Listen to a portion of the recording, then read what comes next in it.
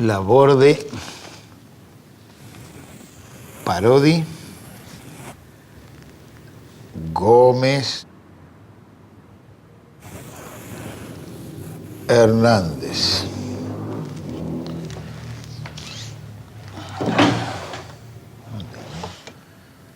Doris, ¿dónde metió la tijera? Doris. Buen día, Juan.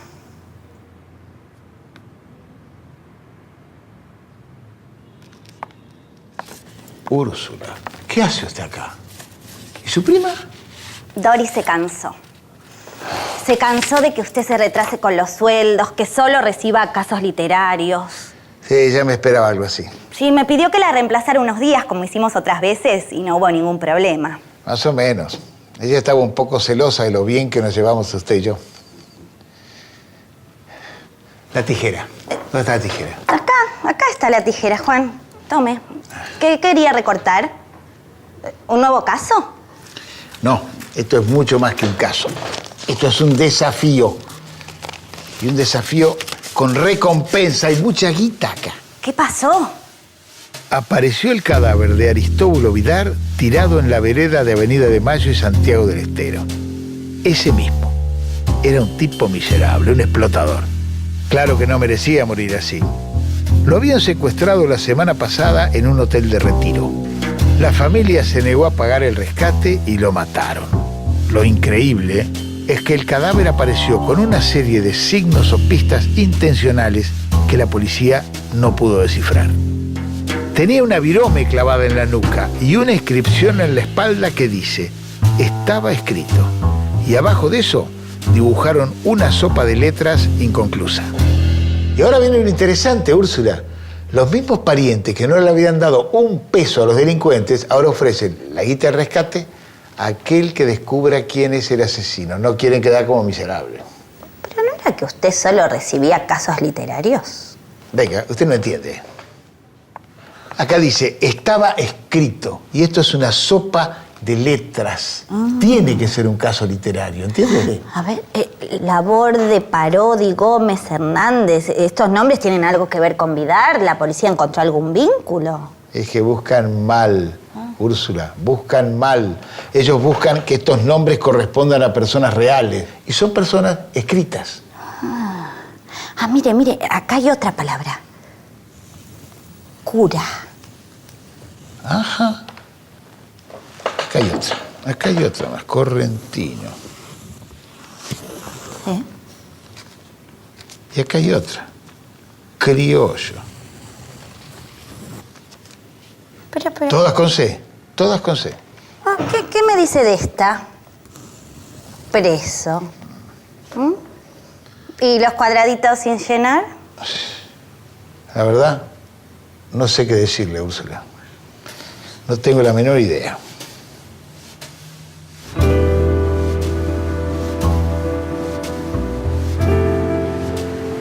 Hernández, Laborde, Parodi, Gómez. Estos apellidos me suenan, ¿pero por qué? Pero claro, son detectives de novela. Y el resto de las palabras, cura, criollo, corrector, correntino, son sus señas particulares.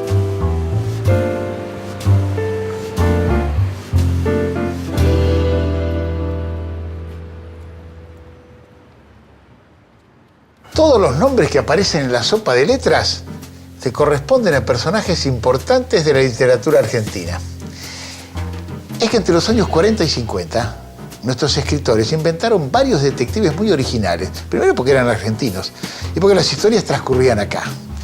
Borges y Bioy, con el seudónimo Busto Domecq, inventaron al peluquero preso, don Isidro Parodi, que resolvía las cuestiones desde la cárcel. Rodolfo Walsh, su primer detective, Daniel Hernández, era un corrector de pruebas del editorial Corsario, que le ayudaba al comisario Jiménez. Y hubo más.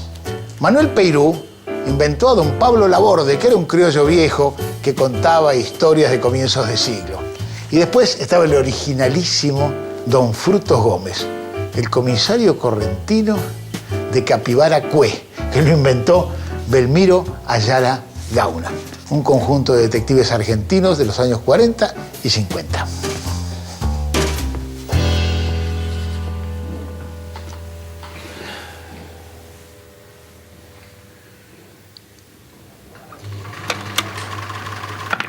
Isidro Parodi fue un invento de Borges y su amigo Bioy Casares, que yo creo que se aburrían mucho y que imaginaban lo más aburrido que sería un detective que solucione los casos de décadas. Ha hecho crímenes, está ahí, y en el propio nombre de Parodi está el tono que tenían los relatos, que era bien una parodia de lo policial. Aunque estaban muy bien los enigmas, que venían un poco de que ellos hicieron el séptimo círculo y aprendieron mucho ahí. En otra tesitura totalmente distinta está don Fruto Gómez, que es un detective de Entre Ríos, un comisario, que lo escribió Delmiro Ayala Gauna, más bien gordo, tranquilo, reposado, está más cerca de Simenón, por dar una cosa, y muy bien aprovechado lo folclórico del lugar. Y todos los relatos son muy legibles aún hoy, ya tienen décadas encima, pero están muy bien. En todas las épocas la policial se caracteriza por ser muy geográfica. Cada nombre de detective va con un atributo particular. Pero hay una palabra que no corresponde a ninguno. Cura. Que ya debería aparecer el padre Brown, el cura investigador de Chesterton. Pero no está en la sopa de letras, además es inglés. Tengo que hablar con un experto en detectives. Ya sé quién es.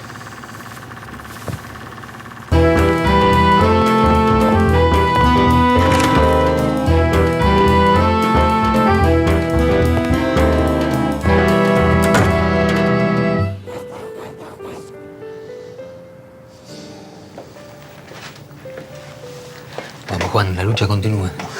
Compañero, De Santis, usted me puede salvar, ¿eh? ¿Viste lo que es esto, no? La muerte de Aristóbulo Vidar. Le dejaron esto marcado en la espalda, ¿leíste? Leí la noticia en el diario, sí. Bueno, me traigo uno igual para acá el compañero. Tengo Laborde, Parodi, Criollo, Hernández, Gómez. Tengo los detectives y los oficios. Algunos... Sí. Correntino parece el de... Claro, el de Belmiro Ayala Gauna. Claro, Correntino es este, don Frutos Gómez, el de Ayala Gauna. Qué raro eso, ¿no? Un comisario ambientado en un pueblito de campo, ¿no? Y lo que pasa es que le agregaba a las virtudes de los detectives clásicos, sí, el saber del campo, el saber popular, porque había una serie de... Sí. Cuando uno lee el Facundo, la figura del vaquiano parece también un detective de la geografía, ¿no? Porque sabe leer las señales, las pisadas de los animales y todo eso, ¿no? Que es lo contrario de lo que son los detectives tradicionales, que siempre son hombres de ciudad, ¿no?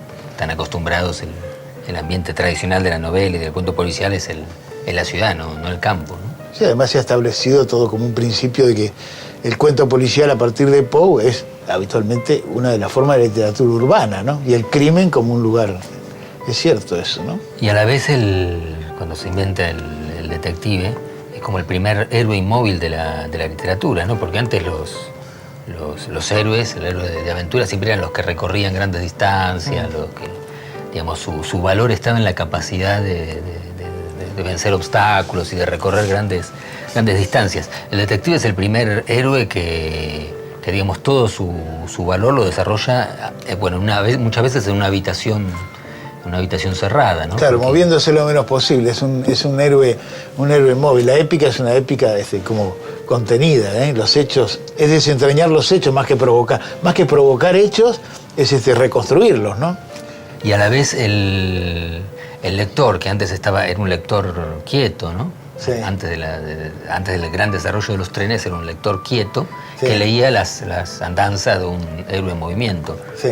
Mientras que en la novela policial se invierte eso, ¿no? El lector está en movimiento porque es el lector que viaja en tren, y el héroe está concentrado en la habitación, revisando los cajones, las tablas del piso y todo eso, ¿no? Y en el caso de Daniel Hernández, ese primer detective de Walsh, también en todos los cuentos, que son relatos cortos estos, siempre hay una escena en la cual se reúnen todos los sospechosos y él explica, ¿no? Con alguna vueltita de tuerca. Y además se da otra cosa, que es la relación con la autoridad policial. En ese caso el comisario Jiménez, ¿no? Que tiene que venir como, bueno, a confirmar y dar de alguna manera legitimidad a esa reunión, ¿no? Claro, porque él es asesor y por otro lado compite con la policía, ¿no? Sí, bueno, siempre estuvo esa tensión entre el detective aficionado y el de la institución ya desde los primeros cuentos de Poe. Y lo que tiene el personaje de Daniel Hernández además es que es el intelectual, ¿no? Claro. Es un intelectual, y que su trabajo intelectual, la corrección, la mirada que necesitan los correctores, que es una mirada minuciosa, es una mirada que apunta al detalle escondido, eso, bueno, le sirve para la resolución de los casos, como en el caso de las pruebas de imprenta, donde ahí es, digamos, es específicamente la corrección lo que da la pista del crimen, ¿no? Claro, además él explica que leer como corrector es otra manera de leer distinta. No hay que dejarse llevar por los significados, sino detenerse en cada palabra. Por eso la lectura es mucho más lenta y llega a calcular que leer una galerada va a durar 6 minutos. Dice, pero algunos leen más rápido y dicen, no. La lectura del corrector es exacta porque se detiene en cada palabra, no en el sentido general, sino tiene que ir mirando palabra por palabra.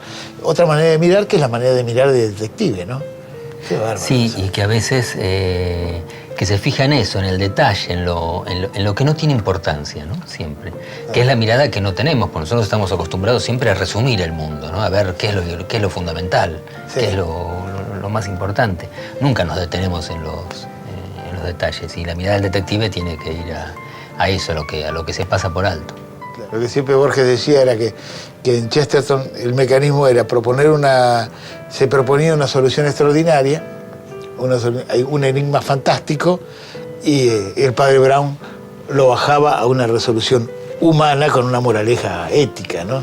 La cosa de la parábola era lo que a Borges por lo menos lo que menos le satisfacía como lector, ¿no? Y en el género, en Argentina, digamos, la tensión entre lo fantástico y lo policial estuvo siempre en todos estos autores, ¿no? Sí, ¿no? Bueno, Manuel Peirú, que era un maestro del relato fantástico y del policial, o Walsh mismo lo conocemos sobre todo por los relatos policiales, pero él hizo una antología del cuento extraño, que era una de las grandes antologías, y se ve que el tema le interesaba, y bueno, por supuesto los grandes autores, Borges, claro, en Bioy también está esos dos elementos, ¿no? Lo fantástico y lo policial. Ahora, lo notable es que Borges, por ejemplo, Borges y Bioy, cuando tuvieron que hacer un detective, lo inventaron, ¿no? Lo inventaron y lo sacaron de la galera y en joda, ¿no? Pero es interesante además de esos elementos, que ahí está la parodia, pero como el policial, una vez que se plantea, hay que seguirlo, ¿no? Por más que el registro sea paródico, ¿no? ¿Cómo es eso? Que el lector, una vez que se le plantea el enigma policial, quiere saber la solución. Aunque se le cuente la historia en tono de broma, ¿no? Ahí hay un compromiso muy fuerte del género policial, y que creo que es lo que ha asegurado la supervivencia. De cualquier modo, como se cuenta el enigma, siempre el lector se queda enganchado y quiere saber en qué concluye la historia. ¿A vos cómo se te ha dado el policial, Pablo? Pero no empezaste escribiendo novelas. Escribiste novelas que tenían elementos policiales. Por ejemplo, la traducción. La traducción. ¿Qué tiene de policial la traducción? Hay muertes sospechosas, hay un investigador, hay inclusive un comisario, hay un traductor metido a detective casi involuntariamente. Ajá. Pero creo que hay inclusive un traductor de novelas policiales, como si fuera un traductor, un uruguayo que traducía los libros de rastros, algo. Y también tenés otra cosa que es tenés el ambiente aislado, el, ¿no? Ambiente aislado, el encierro, un hotel. En un encierro, en un hotel, muchos elementos clásicos usaste ahí, ¿no? Sí. Ajá. Pero la solución pasa más por la literatura fantástica, ¿no?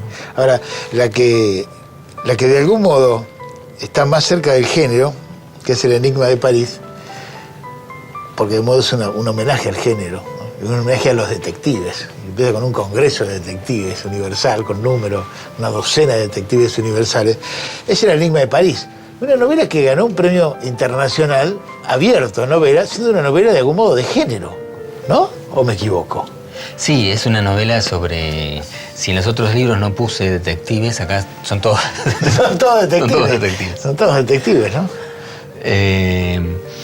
Y bueno, la novela presenta, el que cuenta la historia es un Sigmundo Salvatrio, un muchacho de 20 años. Un muchachito porteño. Sí, que quiere acá aprender a ser detective, entonces se anota aquí en una agencia que tiene Detective Craig, y después tiene que ir en representación de Craig a una especie de congreso de detectives que está en París durante la Exposición Universal de 1889, ¿no? Tu novela, en el fondo, El Enigma de París, con detectives internacionales, claro, transcurre, pero comienza y termina en Buenos Aires, ¿no? Sí.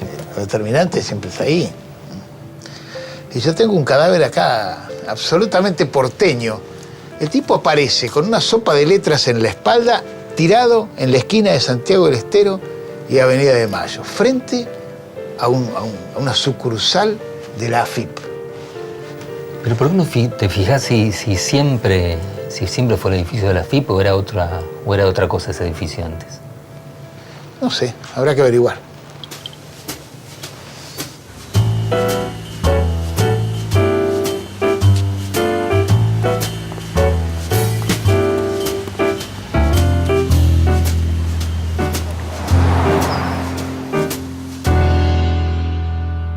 De Santis tiene razón. Esa agencia de la FIP antes era el famoso Hotel Majestic, un hotel impresionante de la Avenida de Mayo que funcionó entre 1910 y 1925. Pero ¿cómo se relaciona eso con la muerte de Vidar?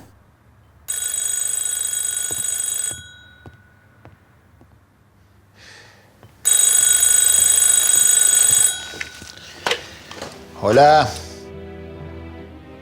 Hola, Juan. JL. Estoy totalmente perdido. No estás perdido, estás incompleto. Incompleto. ¿Qué es? Mitre. No, al revés.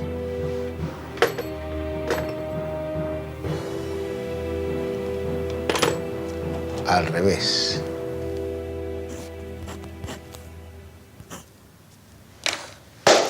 ¡Qué gil!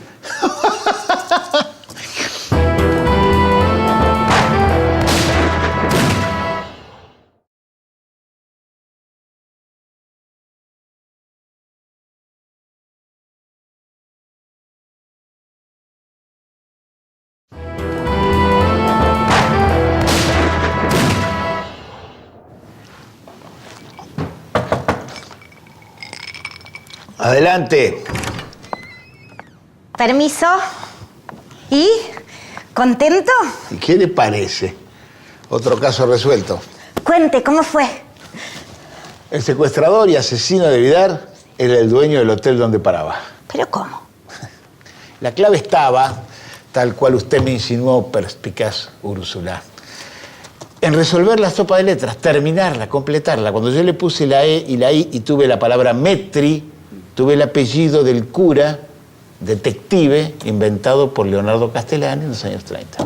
¿El cura Castellani? Sí, señora. El sacerdote Leonardo Castellani, muy buen escritor, inventó un personaje que era un cura detective, el padre Metri, inspirado en Chesterton, en el padre Brown de Chesterton. ¿Le copió el personaje? No, no le copió. El padre Brown se movía en Inglaterra, en la campiña, etcétera, etcétera. En cambio, el padre Metri se mueve en el Chaco santafesino, con muchísimo calor, muy pocas veces viene a Buenos Aires, alguna vez a Montevideo. O sea que Metri era el detective que faltaba en la sopa de letras. Exactamente. ¿Y usted cómo sabe que el asesino era el dueño del hotel? Es muy simple. En este libro, Las muertes del padre Metri, hay un caso en el cual, fíjese, el padre Metri viene a Buenos Aires. El cuento se llama La muerte en el Majestic. Y en este cuento, el asesino es el dueño del hotel. Le explico toda la historia. Mientras el jefe negociaba el rescate con la familia, los otros integrantes de la banda pasaban el tiempo leyendo novelas policiales y haciendo crucigramas. Cuando el jefe les ordenó matar a Vidart y les dijo que no había cobrado un peso, no le creyeron. Entonces, planearon vengarse del jefe, dejando señales indirectas de su culpabilidad sin exponerse. Por eso no lo tiraron en cualquier lado, lo tiraron justo frente al Majestic. Usaron el cadáver para buchonear al jefe que no les había pagado. Exacto. ¿Y qué se sabe de los parientes? ¿Le pagaron la recompensa? No me hable de esos miserables. Me dieron toda la guita que habían destinado a pagar el rescate. 5 lucas. Toma. Désela a Doris para que se cobre de ahí lo que le debo. ¿Qué? ¿No estuve bien? ¿Quiere que vuelva a Doris? Usted es un encanto, Úrsula. Que Doris se tome todo el tiempo que quiera. Gracias. Hasta mañana. Hasta mañana.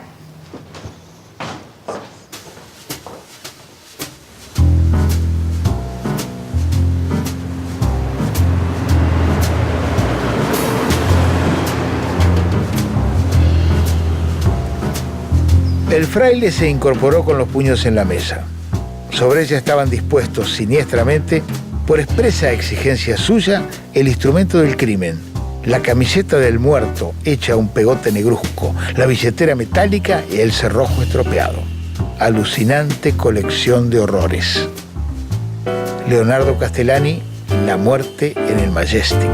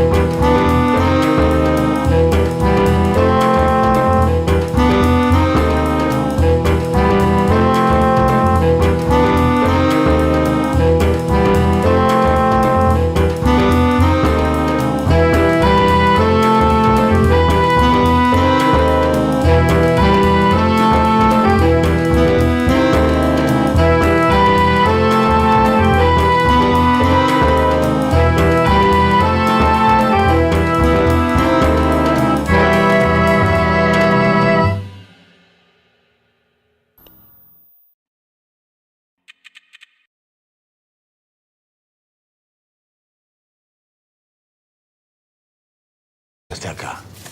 ¿Y su prima? Doris se cansó. Se cansó de que usted se retrase con los sueldos, que solo reciba casos literarios.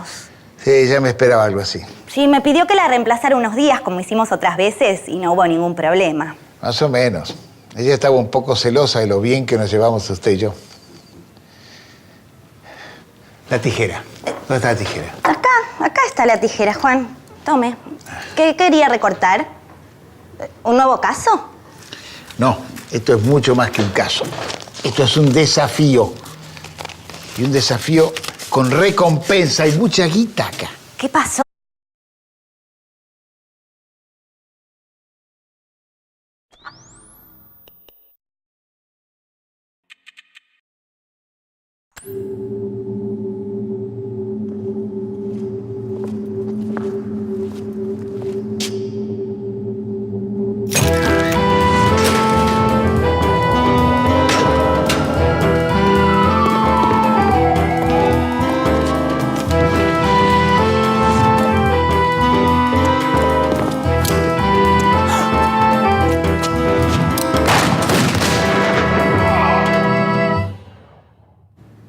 Inconclusa. Y ahora viene lo interesante, Úrsula.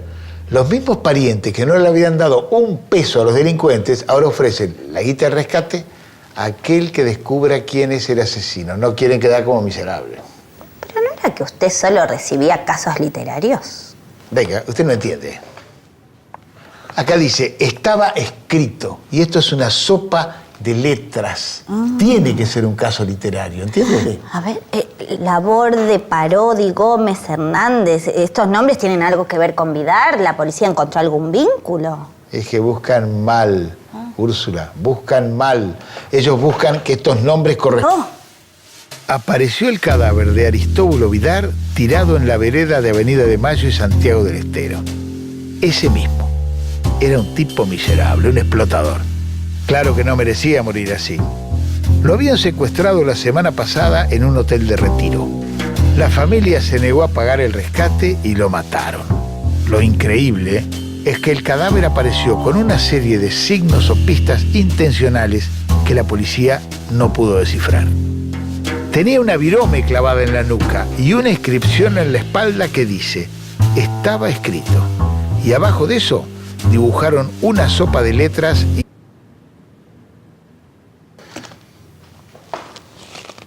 Laborde, Parodi, Gómez, Hernández.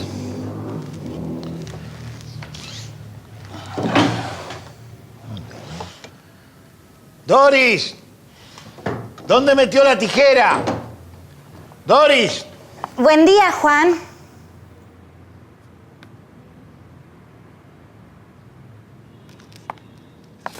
Úrsula, ¿qué hace?